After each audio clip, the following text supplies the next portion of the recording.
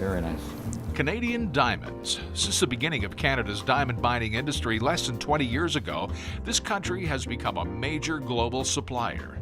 Canada's been a producer of diamonds since the mid-90s, but has done very well because the value of the diamonds has been brought forward. In just a very short period of time, Canada became the third largest producer by value in the world of rough diamonds. Edmonton's Jerry Gilroy has been deep in the retail diamond business for decades. The all-day fan Ontario now is becoming very big, and it's a big industry now. I'd say we're number 3 in the world in supplying rough diamonds, which is huge.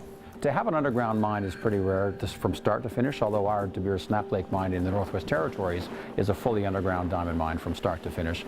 Our open pit in Ontario has always been an open pit, and in the Northwest Territories, the other 2 diamond mines that are there, they began as open pit, and as they moved through their life, they actually turned and started to become underground mines as well. De Beers Mining Canada holds 2 of Canada's 4 diamond mines. Canada is third to Botswana and Russia as the world's leading producers.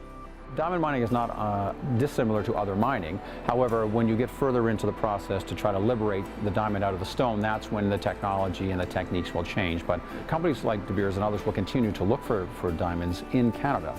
But we always, when we find them, then, the challenge is this going to be economic, based on the economies of scale? Because if the labor force is being paid very high money and the transport costs, because you're a remote mine, are very high, then that lowers the economic potential of certain properties. But Canada has a great potential. And world demand is increasing. Newer diamond markets like China and India are fueling the need for more. We're now seeing actually a part where the demand is going to exceed the current production by 2020, and there will be a declining supply while there's still increasing demand. That, in part, is where Canada steps up. Insiders report Canadian diamonds are second to none in grade quality and ethical recovery, and are government certified and traceable. The rough is a very high quality rough. It's one of the best roughs in the world, and they are cut, mined in Canada. They're the only diamond that can be traced of where it was mined. So you got 100 different prices for every diamond. Different grading, different colors, different cuts. They are cut in Canada. We don't do cutting here, but they're cut in Vancouver, and they're cut in Montreal, and they're cut in Yellowknife. Some cut, and then there's ones that are exported and being cut overseas.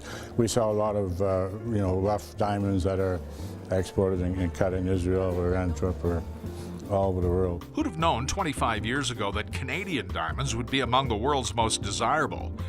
Mining pioneers could have only speculated.